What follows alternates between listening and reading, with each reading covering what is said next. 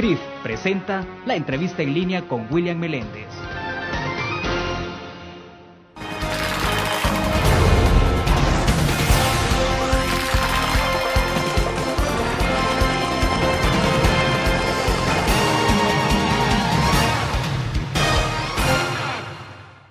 Bienvenidos a la entrevista en línea, es lunes 5 de diciembre de 2011. Gracias por acompañarnos a esta hora del día.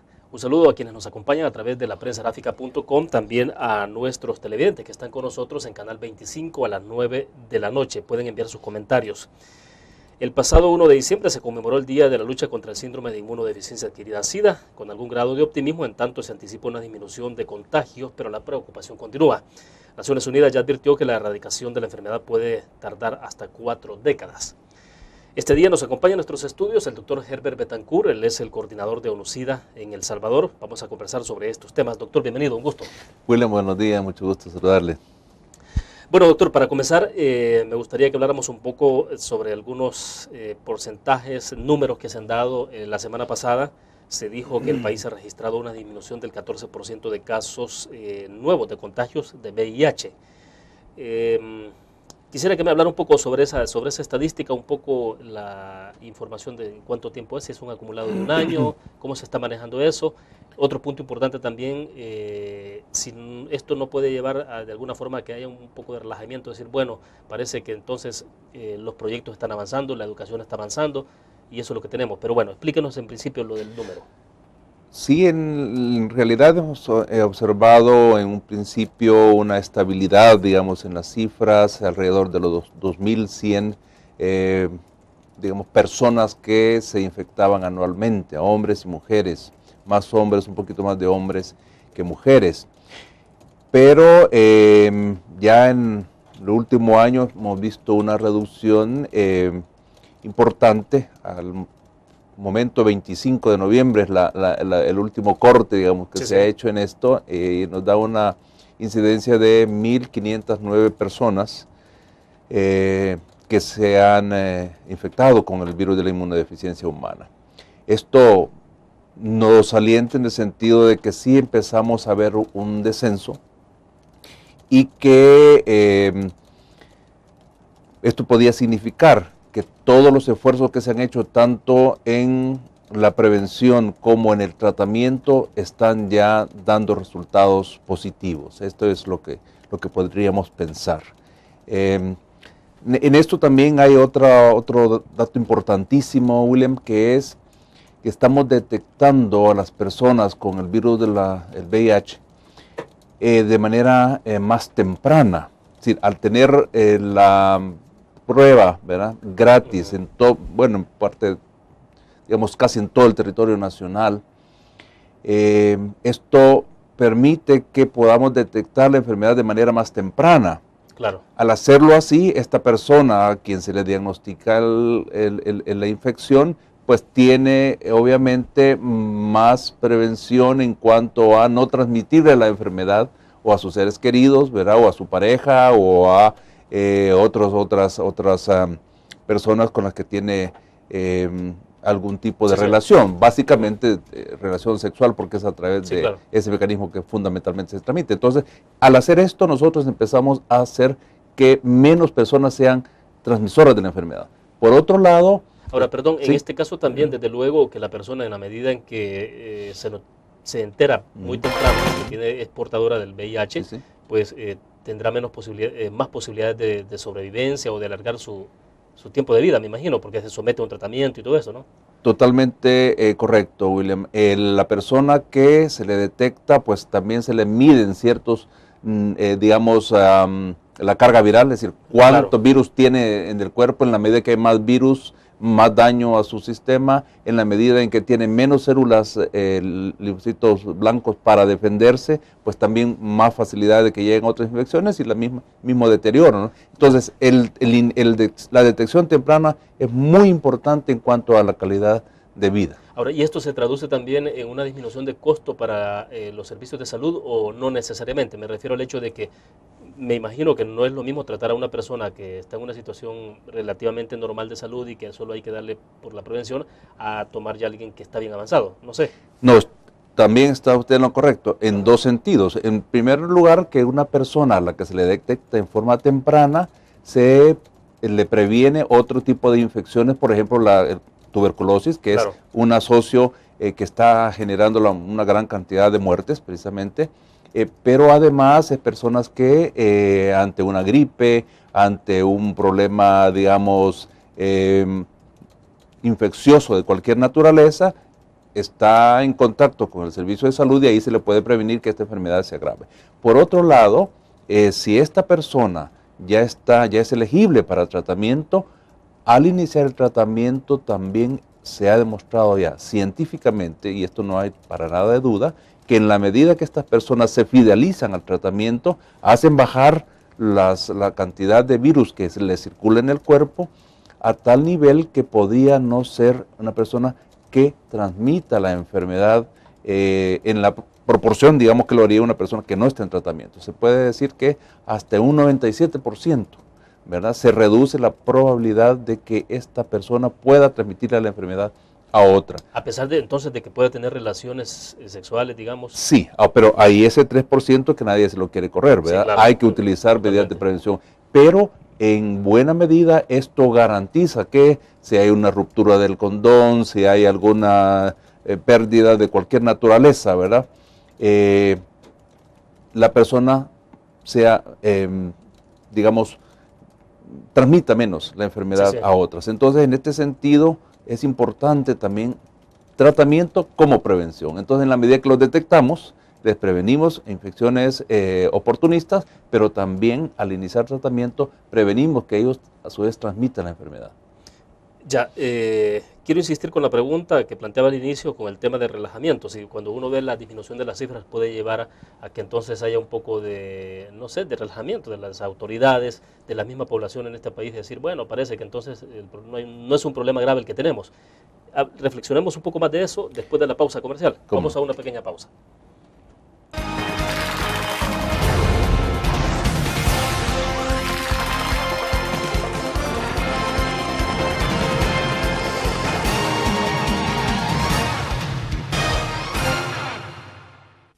¿Qué te parece si este año descubres nuevos destinos? Alcanzas tus metas. Manejas nuevos triunfos sin más preocupaciones. Cuenta con nosotros para lograr todas tus aspiraciones. Los créditos de la Agrícola te acompañan para que puedas crecer hasta donde te lo has propuesto. Solicítalos al 2210-9800 en bancoagrícola.com o en agencias. Banco Agrícola. Tu periódico es dinero, porque ahora puedes pagar con la prensa gráfica. Busca y recorta en tu periódico el dinero, que podrás canjear en los establecimientos de nuestros aliados. Encontrarás uno cada día. Compra con la prensa gráfica y encuentra una buena noticia para tu bolsillo. Con la prensa gráfica lo compras. Con la prensa gráfica lo pagas. La prensa gráfica. Noticias de verdad.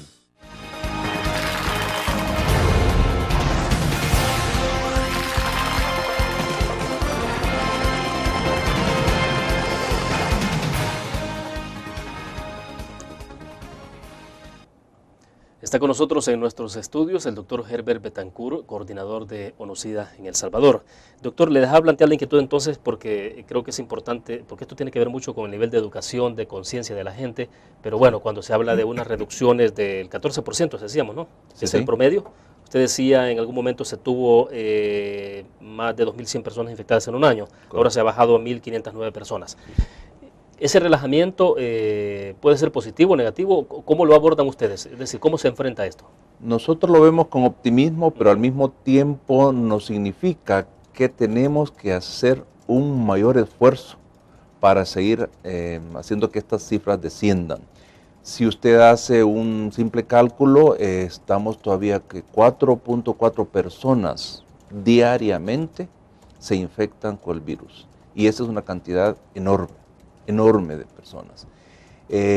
Puesto que si usted ve las implicaciones, pues son terribles. Pues no solo se cambia la vida, es cierto, es una enfermedad crónica que se puede llevar muy bien con medicamentos, pero son medicamentos que tienen también muchos efectos secundarios, es un medicamento que hay que tomarlo toda la vida y, por supuesto, que todo medicamento tiene un efecto positivo, un efecto bueno, pero también tiene efectos secundarios desagradables. Entonces, esto no es tan fácil como decir, bueno, tenemos tratamiento, no importa, sigo mi vida. Le consultaba en el corte comercial si el tratamiento sigue siendo costoso. ¿Cuánto cuesta en promedio para una persona? Me imagino que dependerá de los estadios en que se encuentre con la enfermedad, pero en promedio, ¿cuánto es lo que gasta el Estado? Tenemos como 3 líneas, digamos. La primera línea es una línea que está costando entre $200 y $300 por persona por año. Pero si nosotros suspendemos por alguna razón este tratamiento, si la persona abandona la terapia, si la persona regresa después con problemas, tenemos que utilizar otro tipo de medicamentos que son más caros y ahí van creciendo de 200 a $2,000, $3,000, puede ser hasta 8,000 y en algunos casos terapias de rescate de personas que han abandonado en repetidas ocasiones la terapia puede llegar hasta costar $20, $25,000 al año para poderles dar este tratamiento. Obviamente que lo que buscamos es que las personas se solidaricen para que estos medicamentos que son ya conocidos, que tienen menos efectos secundarios, que son, digamos, están disponibles en el país, sean los que se utilicen y que den el resultado que estamos esperando. En la medida en que estas personas no abandonan terapia, nosotros tenemos la posibilidad de mantenerlos en una primera línea estables. Ahora, ¿cuál es? ¿Hay más mujeres, hombres? ¿Quiénes son los que están en este momento en la curva más alta de infección? Son los hombres entre los 25 y los 45 años de edad. Hombres sexualmente activos, económicamente productivos, en edad productiva. Y más o menos la relación es que por cada 170 hombres con la infección hay 100 mujeres que también tienen la infección. Esto en promedio, ¿verdad? Para todas las edades. Sí, claro. Pero cuando ya desagregamos por edades, lo que vemos es que jóvenes y adolescentes es una relación de 1 a 1. Por cada 100 muchachos, hay 100 muchachas que también tienen la infección. Y esta es la razón, digamos, también que nos mueve a poner mucho énfasis en la prevención con jóvenes, educación con jóvenes para evitar el que se infecte con el virus. Es lamentable que a 14 años ya tengamos un importante número de jovencitas y jovencitos con el virus. ¿Cuál es la estadística? No sé si la tiene a la mano. Sí, más o menos un 7% de todas las infecciones que ocurren en el país están en jóvenes abajo de los 15 años. Son dos puntas que van creciendo, tanto los que están abajo de 15, 19 años, de 19 años hacia abajo y de 60 hacia arriba son 2 grupos de edad en donde la infección está creciendo.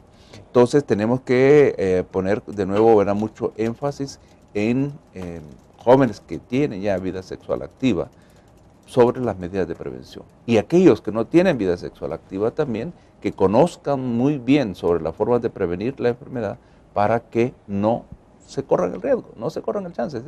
Estamos claros de que esto es un momento, le puede cambiar el futuro a cualquier persona. A cualquier persona, no digo solo a los jóvenes, a cualquier persona. Ahora, entonces, para estos 2 segmentos particulares de los que estamos hablando, ustedes tienen, hay una orientación específica en las campañas de divulgación. En el caso de los jóvenes, me imagino que se puede entrar con facilidad por el lado de los colegios, de las instituciones educativas, pero sí, con los mayores, ¿cómo se aborda cada caso? Tenemos en el Plan Estratégico Nacional el abordaje sobre grupos de mayor condiciones de vulnerabilidad, ¿verdad? Y en estos están hombres que tienen sexo con hombres, toda la comunidad trans, las trabajadoras del sexo, privados de libertad y pusimos también en este plan estratégico jóvenes. En esto es tanto la educación formal, como usted muy bien lo decía, como el abordaje con diferentes modalidades para jóvenes no escolarizados. Y ahí es donde está trabajando mucho las defensorías juveniles, por ejemplo, de la Procuraduría para la Defensa de los Derechos Humanos, en donde ellos están haciendo un esfuerzo de replicación de los conocimientos sobre salud sexual y reproductiva, derechos reproductivos, derechos sexuales, pero sobre todo de educación sexual, ¿verdad? Entonces, ahí se está trabajando no solo el sector, escolarizado, sino que también el no escolarizado, y esa es la forma en que estamos llegando ahí. Queremos redes sociales, el Twitter, el Facebook, el uso de los videos como YouTube y cosas por el estilo, pues entonces eso también lo estamos utilizando porque los jóvenes son los que están dominando este campo. Ya, perfecto. Vamos a ir a otra pausa y cuando regresemos, debo entender que hay una meta cero de la enfermedad para 2015.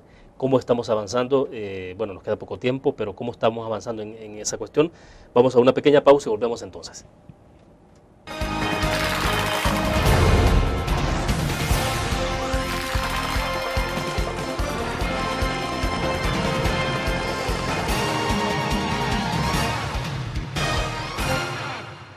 ¿Qué te parece si este año estrenas ilusiones? Descubres nuevos destinos. Construyes tu futuro sin más preocupaciones. Cuenta con nosotros para lograr todas tus aspiraciones.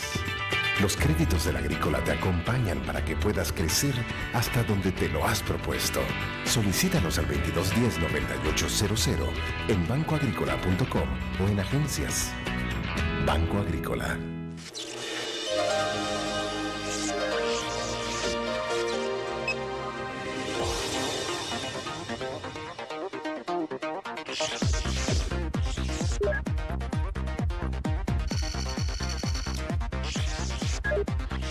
Estimulamos tus sentidos para que leas, veas, escuches e interactúes con la verdad.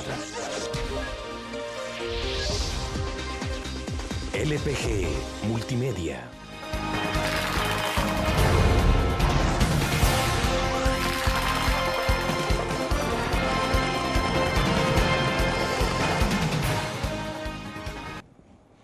Doctor, bueno, hay una meta, la meta cero, se denomina, ¿no?, para 2015. ¿Cómo se está avanzando en esto en el caso de El Salvador?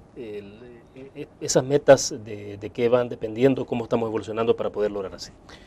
Llegar a cero es como un acuerdo de los jefes de Estado y de gobierno de todos los países que se congregaron en Nueva York en junio de este año. Lanzan esa nueva meta. Esa es una meta muy aspiracional, digamos, ¿verdad? Porque estamos todavía muy lejos de eso. El tema acá es, por ejemplo, cómo está El Salvador. Y ya llegamos a cero, digamos, infecciones a través de las transfusiones sanguíneas. Ahí la red de bancos de sangre es una red muy bien llevada, muy bien controlada, muy exigente, con enorme calidad, y ahí llegamos a cero vía esa transmisión sanguínea. No hay un solo contagio. No tenemos, exactamente. ¿Hay sangre segura entonces? Sangre segura en El Salvador, una red de bancos de sangre que funciona como relojito, extraordinariamente bien. El segundo tema en donde estamos queriendo llegar a cero es en la transmisión vertical, es decir, de madre a hijo, hija.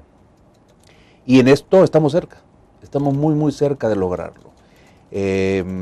Esto depende de la cobertura del control prenatal, pero también depende, y ahí es donde estamos, el tema del financiamiento, ¿verdad? Que tengamos en todos los lugares en donde llegan las madres a su control prenatal, forma de ofrecerles el test, hacerles la prueba, mantener la gratuidad dentro de esto y el mecanismo, ¿verdad? En algunos lugares tomamos la prueba, pero no se procesa ahí.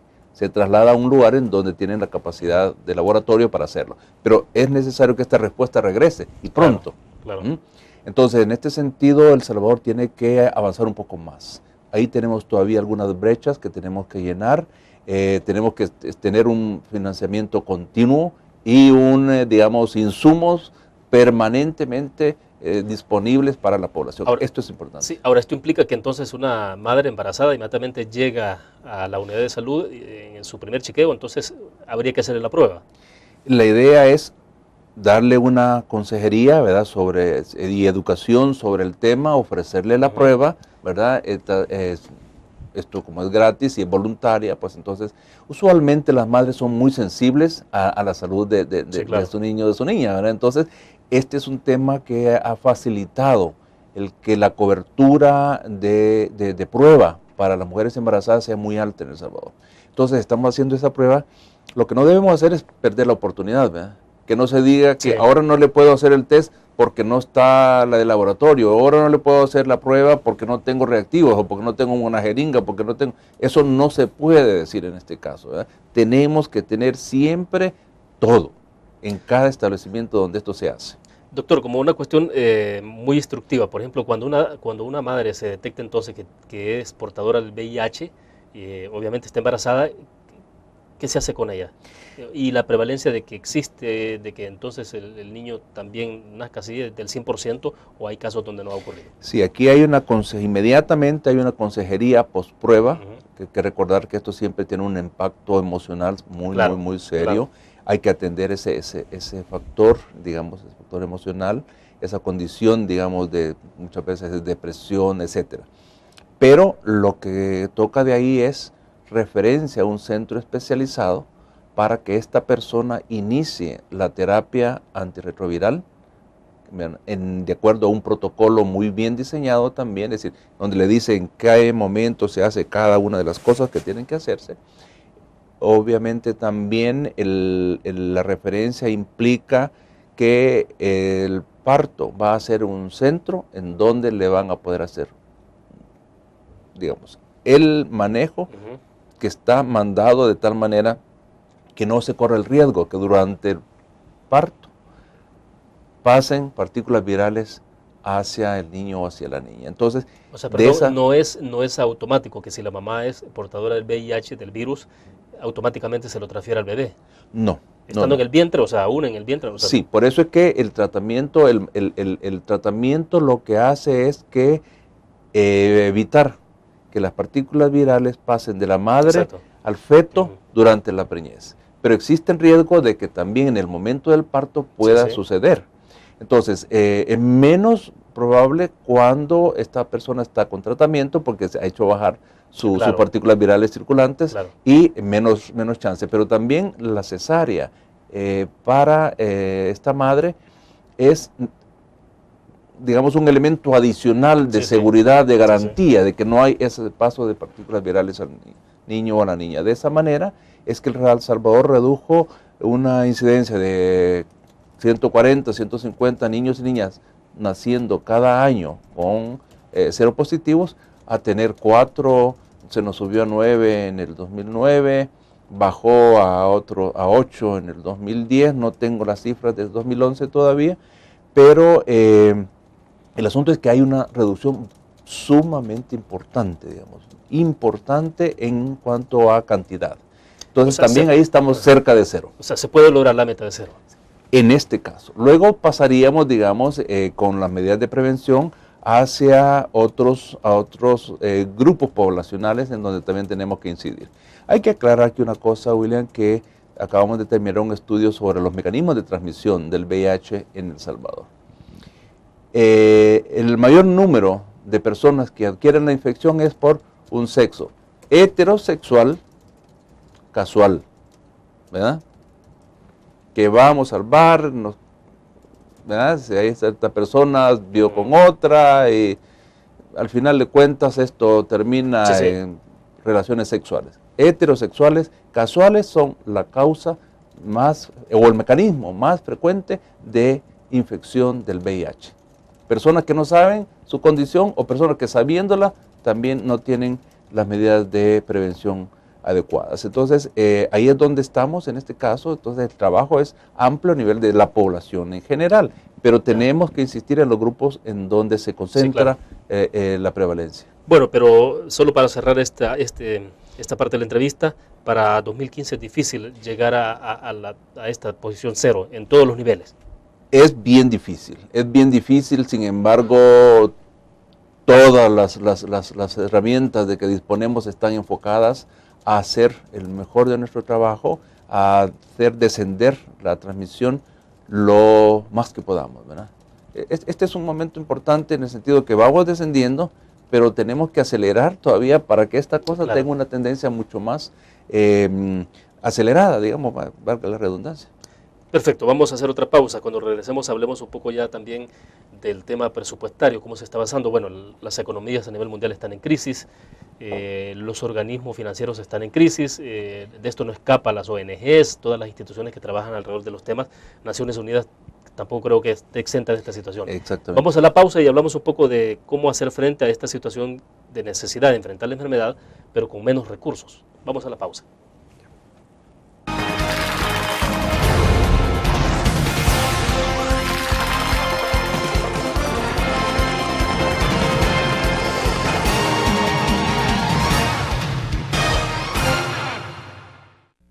¿Qué te parece si este año alcanzas tus metas? Construyes tu futuro.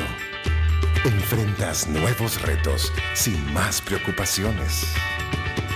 Cuenta con nosotros para lograr todas tus aspiraciones. Los créditos de la Agrícola te acompañan para que puedas crecer hasta donde te lo has propuesto. Solicítalos al 2210-9800 en bancoagricola.com o en agencias. Banco Agrícola.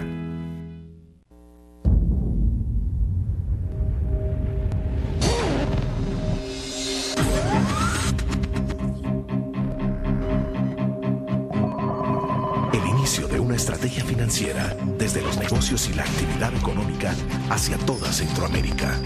El Economista Regional, una revista especializada donde encuentras el panorama empresarial y los principales movimientos financieros. El Economista, el modelo regional de información económica.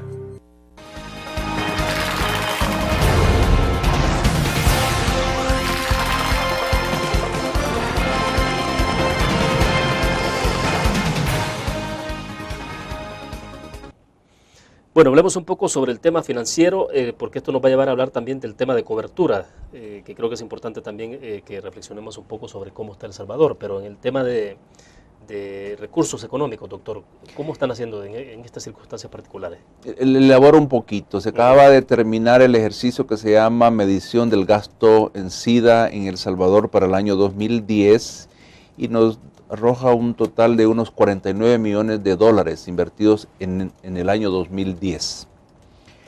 De estos, el 79-80% son recursos nacionales, gobierno y algunas otras entidades que aportan su plata. Es decir, el país carga con la parte más alta en aporte financiero. Mayoritaria, sí. Alrededor del 80%. De acuerdo. Esto deja una brecha de un 20% que ha venido siendo financiada con recursos externos. Tanto los recursos que vienen del Fondo Mundial, ¿verdad?, que es en donde aquí en El Salvador lo que se llama Mecanismo de Coordinación de País, que es el que elabora las propuestas, las somete a consideración del Fondo Mundial, y ahí es donde desde el año 2002 para la fecha hemos obtenido unas subvenciones por un total de como unos 80 millones de dólares. En estos 9 años, 80 millones de dólares. Luego, más allá del Fondo Mundial, están agencias como AID, Agencia de Estados Unidos para el Desarrollo Internacional, España, Japón, también tenemos apoyo de Alemania, Holanda y otros países que lo hacen a través de organizaciones no gubernamentales. Ahí viene el 20% restante. 49 millones invertidos en el 2010. ¿Qué es lo que tenemos en la actualidad? Fondo Mundial, tanto por cansancio de los donantes, después de una década de estar aportando ahí, nos tardamos en decir que teníamos resultados. Dijeron, bueno, mire, estamos invirtiendo en un tema en donde no vemos un horizonte muy cercano, claro, ¿no? Entonces se suma a esto la crisis mundial, se suma el que a nivel de algunos países africanos se detectó corrupción. Entonces hubo como una pausa, ¿verdad? Ahora están dándose algunas noticias alentadoras, como que el presidente Obama ha dicho que se compromete con tratamiento para 6 millones de personas más y 1.5 millones de tratamientos para mujeres embarazadas. Esto es una señal muy positiva de que Estados Unidos, que es el principal donante, ha venido financiado como el 40% de toda la ayuda internacional. Claro. se sume de nuevo al esfuerzo. Esto tiene un efecto atrayente de otros países que podrían seguir a los Estados Unidos en su apoyo al Fondo Mundial. Nos deja una lección, William, y en esto yo creo que todas las crisis dejan una lección. El asunto es que la aprendamos. Tenemos que ser mucho más eficaces en el uso de los recursos, conocer mejor nuestra epidemia para poder invertir donde se debe. No son los escopetazos, ¿verdad? El tema de focalización, o sea. Focalización en los grupos más vulnerables y también en los temas que deben ser, no en cualquier tipo de cosas que se nos ocurran, ¿verdad? Tenemos que saber que la inversión es en temas y en grupos de población a donde en realidad está el problema, o en donde en realidad está el problema. Y ahí es donde estamos ahorita trabajando, ¿verdad? Por eso este estudio de mecanismos de transmisión es tan importante. También saber dónde estamos invirtiendo y qué cantidad estamos invirtiendo. Y por otro lado, estudios importantes como los que nos dicen que la circuncisión es un apoyo importante en términos de prevención, lo mismo que insistir en un correcto manejo de los medicamentos, es decir, una terapia, que seamos adherentes a la terapia, esto también previene. Entonces, toda esta serie de elementos que no se conocían antes, ¿verdad? También hay que decir eso, pero que ahora ya son parte de nuestro conocimiento. Hay que utilizarlos de manera eficaz, bien focalizado, como usted decía, pero sobre todo, tomando en cuenta que estamos en un periodo de vacas flacas. Claro. Y que en este rato es donde tenemos que ser mucho más inteligentes en cuanto a cómo utilizamos este dinero, cómo nos preparamos para en realidad rendir cuentas, pero rendir cuentas sobre la base de resultados. Claro. Ahora, El Salvador, que estamos advirtiendo, por ejemplo, para el próximo año, ¿va a recibir la misma cantidad de dinero que ha estado recibiendo? ¿Va a disminuir? ¿Qué va a pasar? Porque en algún momento se habló de 24 millones de dólares por ahí. ¿Qué está pasando con esos fondos? El Salvador ahorita tiene consolidadas dos propuestas. Es decir, eran dos propuestas, pero por efectos administrativos se hicieron una sola, y con este financiamiento llegamos hasta el 2014. No cubre toda la brecha, pero ese es un financiamiento del Fondo Mundial que se nos dice que está garantizado hasta el 2014. En donde estamos ahorita es y somos el único país en América Latina y uno de los 10 países en el mundo que previó esta situación y que se preparó para una modalidad diferente de búsqueda de financiamiento. Y El Salvador lo está haciendo, igual que esos otros 10 países en el mundo, sobre sus planes estratégicos. Planes estratégicos en donde todos hemos participado con nuestras propuestas, y lo que tenemos es un documento muy robusto, congruente, es decir, dónde está la enfermedad y hacia dónde nosotros estamos apuntando, cuáles son nuestras actividades, con qué herramientas y en qué grupos de personas, etcétera. Entonces, sobre esa base es que nosotros hemos calificado para la estrategia nacional aplicada. Claro. Tenemos más esperanzas que el resto de países del mundo, para decirlo en términos más claros. Pero sí se anticipa una reducción de fondos. Obviamente sí. Obviamente ¿Cuánto sí. no hay idea? No hay idea. Nosotros habíamos previsto que para los próximos 5 o 6 años íbamos a hacer una solicitud de esos 24 millones de dólares. Que si el Fondo Mundial no recupera dinero, ¿verdad?, no atrae dinero de los contribuyentes, entonces esa plata que nosotros estaríamos aspirando a tener no llegaría al país. Bien, hacemos otra pausa. Cuando regresemos, hablemos un poco del tema de cobertura. ¿Qué implicaciones tiene todo esto? Pues desde luego, al haber menos dinero, eso implicará menos cobertura, pero ¿cómo se traducen las implicaciones en nuestro país? Vamos a la pausa.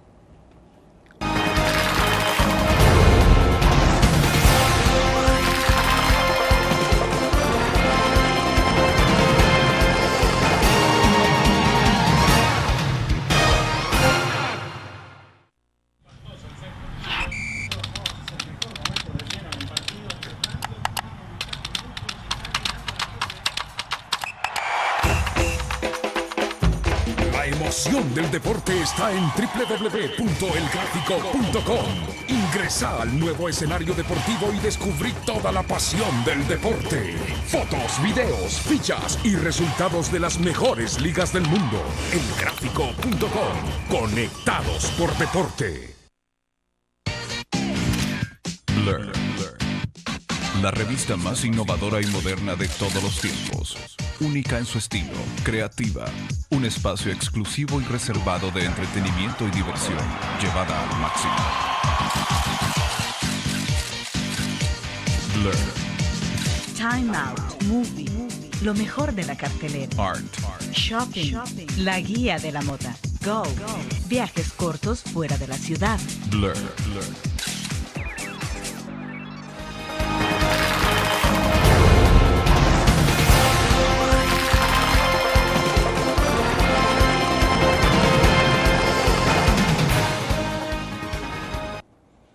Doctor, para refrescar algunos datos sobre lo que conversamos este día en la entrevista en línea, algunas declaraciones que tenía por ahí de José Ruales de la OPS, que dijo que a nivel mundial alrededor del 47% de las personas con VIH reciben tratamiento y que también en los países de ingresos bajos y medios, menos de la mitad de las personas están recibiendo el tratamiento. Dice, El Salvador ha logrado hasta este momento llegar a una cobertura del 74,5% de las personas adultas con VIH recibiendo el tratamiento, y que ante esa meta se ha propuesto el país en llegar al 85%. ¿Las cifras son exactas a este momento o han variado? Y la otra es si efectivamente la propuesta de llegar al 85% es viable. Esas cifras se hacen sobre la base de datos reales del país, pero también en cuanto a las personas en tratamiento. Sin embargo, nuestro denominador, es decir, bueno, estamos dándole 7.000, 8.000 tratamientos en el país, ¿verdad?, a personas con VIH. Pero ¿cuántas son las que en realidad requieren el tratamiento? Esa es la parte difícil, ¿verdad? Por eso es que hay esfuerzos importantes de hacer la prueba. Gratis, con consejería, con muy buen método, para detectar al mayor número de personas VIH positivas para poder tener esa base, digamos, ¿verdad? Sí, porque siempre hay un subregistro, ¿no? Y sobre Ese es todo el tema. con este tipo de... Bueno, hay gente que tiene miedo todavía, el temor a que le digan si es positivo. Bueno, es esa incertidumbre. Sí, totalmente. Ese es el caso, William. Ese es el caso. Hay un subregistro, pero también hay un subregistro porque la persona no quiere irse, o porque no cree en el sistema, o porque... digamos, está ocupado trabajando porque no cree que tiene la enfermedad, por cualquier cosa. Entonces, en este sentido, lo que nosotros tenemos que hacer es una búsqueda activa, ser mucho más proactivos en este sentido. El día de la prueba nos da a nosotros un empujón importante. Detectamos a muchas personas en esa campaña, pero no vamos a pasar el año en campaña, ¿verdad? Lo que tenemos que hacer es un programa sostenido en donde las personas estén recibiendo el mensaje de que si tiene duda, hágase la prueba. En todo caso, como parte de sus controles anuales, hágase la prueba. Claro. En la medida en que nosotros detectemos a estas personas, vamos a tener una seguridad de esa base. Pero lo que sí nos da la impresión de que tenemos buena cobertura y que las cifras que ha reportado José Ruales son correctas, es que no estamos detectando como en el pasado, a gran cantidad de personas en fase SIDA, en fase de la enfermedad avanzada. Ahora, por ejemplo, las estadísticas que tenemos es de que solo 73 personas de las 1.509 se detectaron en fase avanzada de la enfermedad. Quiere decir que nos estamos adelantando al diagnóstico temprano, ¿verdad? Es decir, estamos haciendo un diagnóstico temprano, puesto que la enfermedad no avanza, la persona no se deteriora y no llega en condición. Entonces, estamos más o menos a una relación de 20 a 1, cuando veníamos de una relación de 7 a 1. Es decir, eran como 400, 500 personas en fase SIDA las que se diagnosticaban en un principio, ¿verdad?, de un total de 2.000, 3.000. Ahora son 1.500 positivas, pero solo 73 en fase avanzada. Entonces eso nos da idea de que nosotros sí estamos haciendo un diagnóstico temprano y que el tratamiento está llegando a estas personas también de manera temprana. Entonces ahí estamos nosotros también con alguna señal de optimismo, pero mantener esto no es fácil, William, es claro. Ahora, el hecho de que haya menos presupuesto, menos fondos a nivel internacional y que el país desde luego se vea restringido también porque bueno, hay menos ingresos fiscales, disminuye la actividad productiva del país, eso implica también costos. Se ha advertido que puede tener consecuencias fuertes o mucha incidencia la situación de crisis económica sobre estos programas. Sí, sobre todo por lo que le decía en un inicio, ¿verdad? La terapia, que es la parte más cara dentro de esto, es responsabilidad y la cobertura se da sobre la base de recursos del Estado. Con Fondo Mundial se cubren en este momento la terapia de los pacientes nuevos, pero un año más tarde de iniciar la terapia con recursos del Fondo Mundial es absorbido por el gobierno, ¿verdad? Ese tratamiento de por vida. Claro. Por eso entonces sí, obviamente si el Estado tiene problemas financieros, las repercusiones podrían ser graves en este sentido. Entonces lo que buscamos es, de nuevo, ¿verdad?, prevenir para que tengamos menos casos, para que menos personas requieran tratamiento y para que esta no sea una carga financiera más allá de los 49 millones que hemos logrado, digamos, sumar en el año 2010. Pero no podemos seguir en un crecimiento ni aritmético ni geométrico, mucho menos exponencial, ¿verdad? Así que hay que hacerlo con los pies en la tierra y tratando de hacer nuestro mejor esfuerzo en la prevención. Y hoy por hoy tampoco hay ninguna amenaza de que el país pueda verse sujeto a retenciones o a otro tipo de reducciones presupuestarias externas. Al momento, al menos lo que Fondo Mundial ha dicho es que hay recursos, ¿verdad?, suficientes para honrar lo que ha sido comprometido para el país. Lo que nosotros tenemos que hacer es ser de nuevo eficientes, un uso correcto de la plata y rendir cuentas sobre todo sobre la base de buenos resultados. Y eso es lo que espera el fondo. Si seguimos nosotros en esta línea, pensaría que vamos a seguir estando en esa buena posición como en la actual, ¿verdad?, que somos uno de los 10 países en el mundo que está en posición de poder presentar una nueva propuesta sobre la base de estrategia nacional. Bien, vamos a hacer otra pequeña pausa, regresamos con más.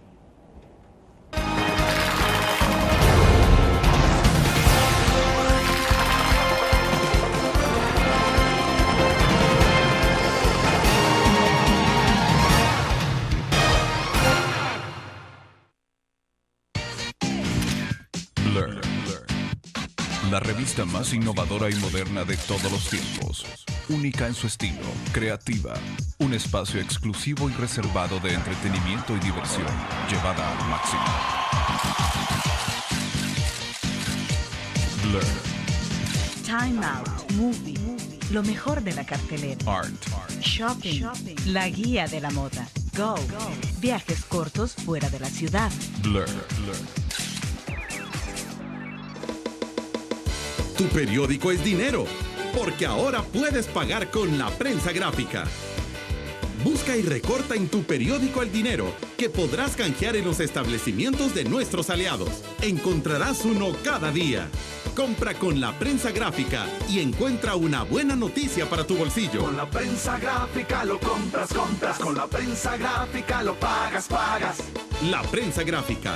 Noticias de verdad.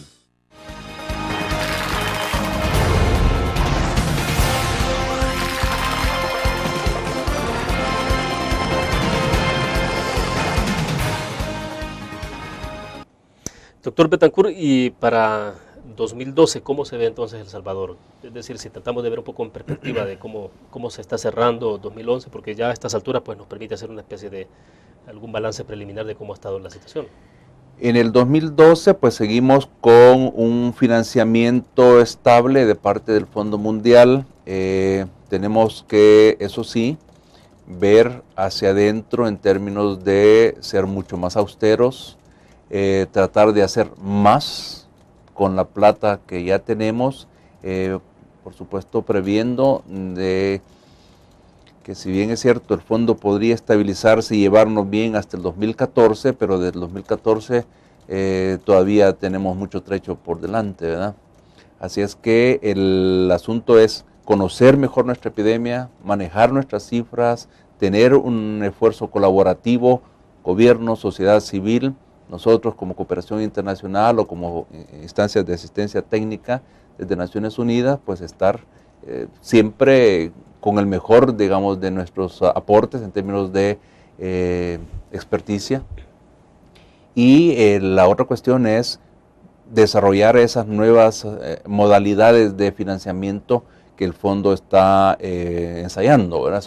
Ellos le llaman rondas de aprendizaje. Esta es la segunda ronda de aprendizaje en donde El Salvador está participando. Y de ser exitosos, sería un ejemplo en América Latina, ¿verdad?, de por dónde poder irnos, en el sentido de que si es un plan estratégico elaborado por todos, es decir, de una manera multidisciplinaria y multisectorial, también no solo es cuestión de yo digo que hagamos esto, sino que también pongo de mi parte para que podamos hacer esta actividad. Y esa es la gran ventaja, ¿verdad? Que no es un programa, un proyecto en donde viene la plata y empiezan a contratarse gente, a hacerse cosas, diseñar cualquier cantidad de material educativo o actividades específicas. No, estamos ya con la idea clara de lo que se va a hacer. Sí, claro. Y quién lo va a hacer. Esto es importante, esto es sumamente importante, porque si yo digo, miren, vamos a trabajar con hombres que tienen sexo con hombres en los lugares que son frecuentemente frecuentados por estas personas, etcétera, etcétera, ya sabemos cómo, con qué, quiénes van a hacer esto. Ahí no hay pierde. Entonces sabemos qué cantidad requerimos, cómo lo podemos hacer, cómo lo vamos a monitorear. Entonces esto es sumamente importante porque ese plan estratégico detalla con mucha precisión qué es lo que vamos a hacer. Ya no es para perdidos. Bueno, una cosa es el plazo que hablábamos de 2015, la otra es la que Naciones Unidas advierte de la posibilidad de que en 4 décadas se haya erradicado la enfermedad, pero bueno, estamos hablando a nivel mundial. En el camino que se lleva a nivel del planeta, ¿usted cree que se puede lograr? Porque de repente las metas, las aspiraciones de los organismos financieros, o los organismos internacionales, perdón, son demasiado ambiciosas, pues. Y deben de serlo, obviamente, porque creo yo que hay que poner metas muy altas y no pequeñas, pero 4 décadas, ¿será que estaremos en esa situación? Bueno, aquí está que el dicho que dice, no hay mal que dure 100 años, ¿verdad? Pero tampoco cuerpo que lo resista. Claro. Entonces, hay otras enfermedades de transmisión sexual como la sífilis, en donde tenemos ya 60, 70 años de conocerlas muy bien, de tener terapias eficaces, baratas, fácil diagnóstico, etcétera, que todavía persisten y que nos acompañan, ¿verdad?, a la humanidad. Y esto tiene que ver mucho con la esfera íntima, ¿verdad? En la medida en que nos concienticemos, en la medida que nos eduquemos.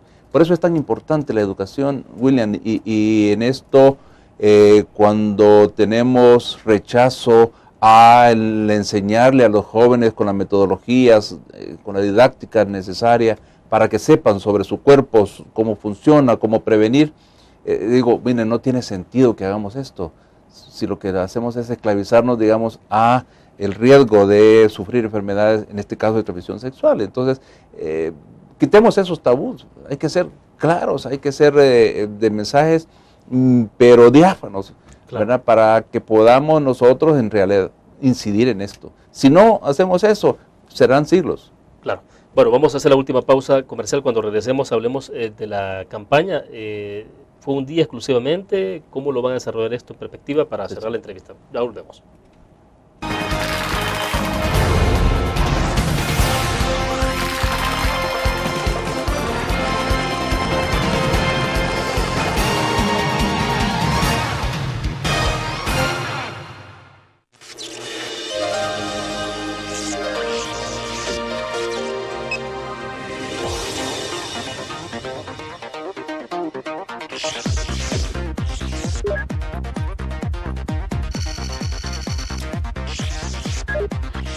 Estimulamos tus sentidos para que leas, veas, escuches e interactúes con la verdad.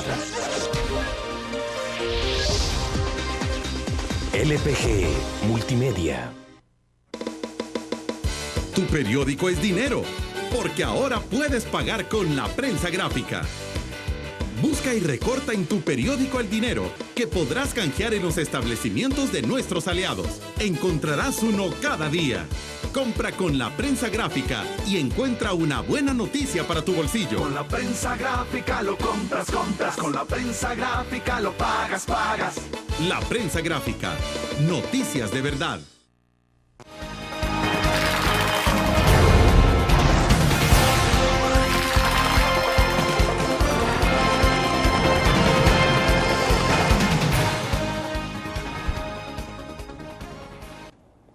Bueno, estamos al cierre de la entrevista en línea, doctor. Entonces, en el marco de la campaña de conmemoración que se hizo la semana pasada, el día más bien, que se hizo la semana anterior, un poco en perspectiva, ¿cómo piensan mantener esto un poco de las expectativas de la población? Sí, la conmemoración del día es como un recargar las baterías, ¿verdad?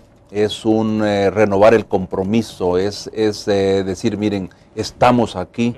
Pero sobre todo lo más importante es que veamos hacia dónde queremos llegar. Y ese es todo el mensaje, ¿verdad? Lleguemos a cero.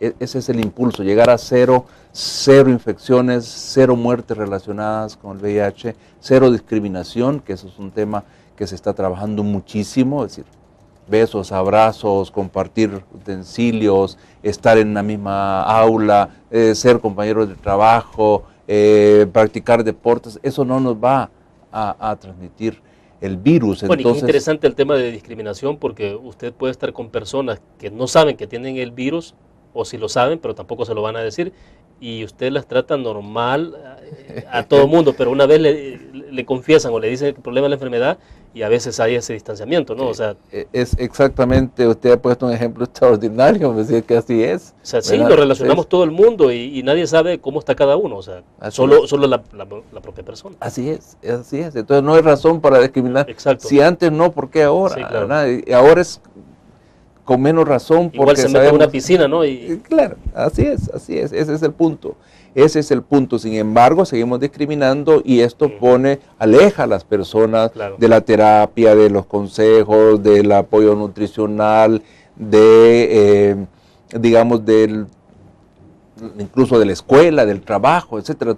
Todo eso es lo que hace la discriminación. Entonces, ahí tenemos que llegar a cero en este sentido y en este momentito renovar ese compromiso, relanzar el mensaje, generar optimismo, decir, aquí estamos, pero no estamos solos, vamos juntos, etcétera. Esta es la gran importancia de conmemorar ese día. Y en la parte de abastecimiento o desabastecimiento de los retrovirales y todo esto, ¿no ha habido ningún problema? ¿Ustedes no han tenido denuncias?